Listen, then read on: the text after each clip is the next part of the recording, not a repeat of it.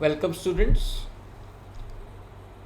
In this particular lecture, we will try to concentrate on truss element. I hope you have understood all the discussions on beam element. In our all previous discussions, we have seen what do you mean by beam element, what are the various properties of stiffness matrices that is derived for beam element, and we have seen a few numericals that we solved using beam element, few indeterminate structures that we analyzed using beam element. Today we will proceed further for the truss element. This truss element is also called as a bar element. Truss element is also called as a bar element. Now in this lecture we will see what is a truss element, what are the basic properties of truss element, and we will try to derive the stiffness matrix for the truss element or bar element. So we'll start with how exactly the truss element looks like. The truss element looks like this. This is the truss element, and just like beam element, it also has got 4 degrees of freedom. The first degree of freedom is numbered like this. The second degree of freedom is numbered like this. The third degree of freedom is numbered like this, and the fourth degree of freedom is numbered like this. And as we have seen, just like our beam element, the truss element also has got the same degree of kinematic indeterminacy. Degree of kinematic indeterminacy for the truss element is equal to 4, and the numbering, as we have seen in beam element, we cannot change the sequence of the numbering 1, 2, 3 and 4, and DOKI is equal to 4. And let us say AE is axial rigidity of the truss element. AE is axial rigidity of the truss element. Now what do you mean by A?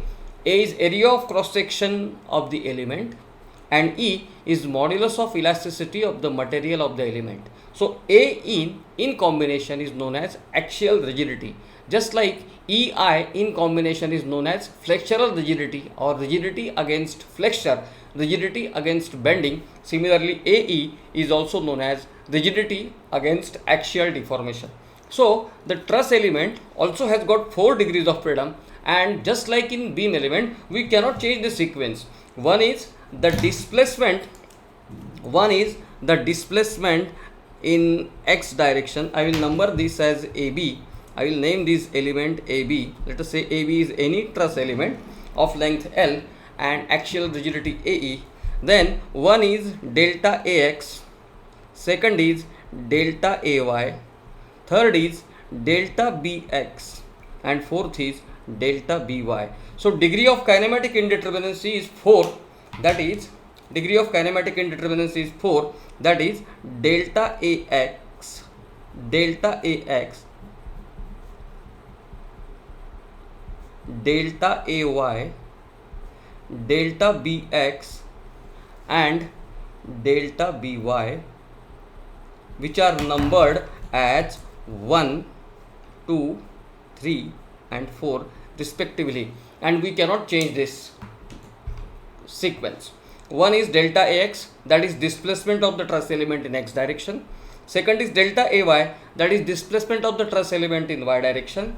Third is delta BX, that is displacement of the truss element in y direction, x direction at B. And fourth is delta BY, that is displacement of the truss element in y direction at B. So at every joint there are 2 possible degrees of freedom: delta AX, delta AY, delta BX, delta BY. So degree of kinematic indeterminacy is 4. So these are the degrees of kinematic indeterminacy.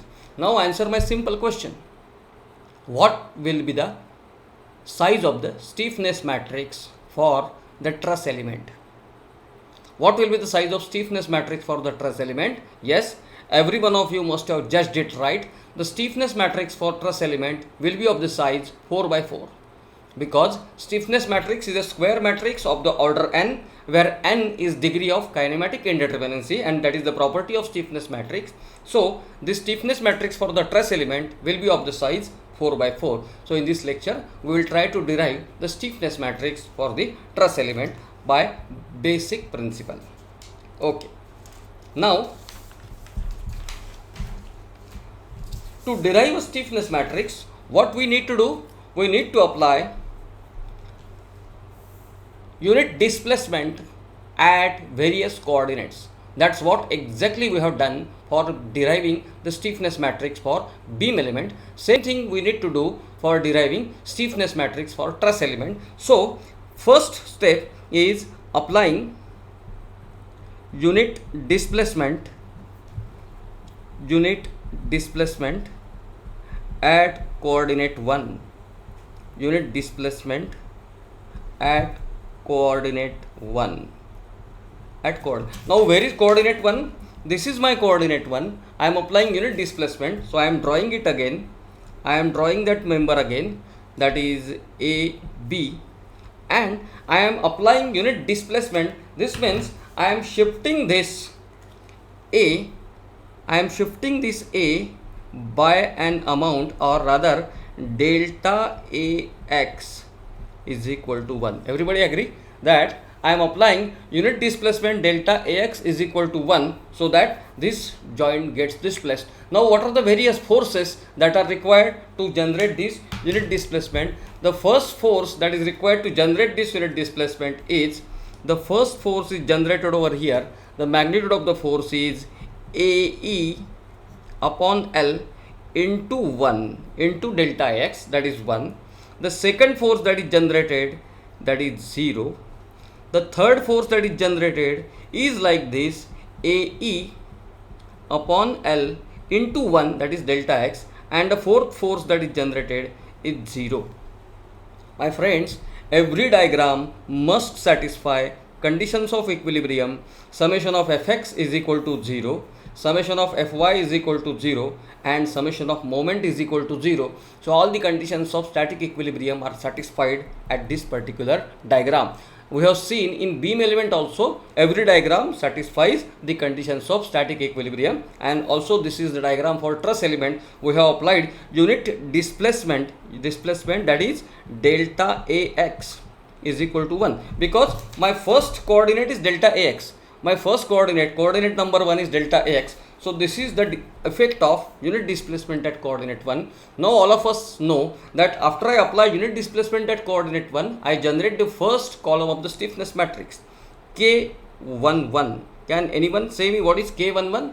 K11 is force at coordinate 1 due to unit displacement at coordinate 1. K21 is force at coordinate 2 due to unit displacement at coordinate 1. K31 is force at coordinate 3 due to unit displacement at coordinate 1, and K41 force at coordinate 4 due to unit displacement at coordinate 1. I am drawing that matrix, I am drawing that element. What are the number of coordinates? This was 1, this was 2, this was 3, and this was 4. I know I cannot change the directions, neither I can change the sequence of the coordinates. So this is my truss element. This is my truss element, standard truss element. Now I am comparing this diagram with this diagram. What is the force at coordinate 1? This is the diagram of unit displacement at coordinate 1. This is the diagram of unit displacement at coordinate 1. So what is the force at coordinate 1? It is AE upon L. AE upon L. Right? Next is 0. Next is minus AE upon L. And fourth one is 0.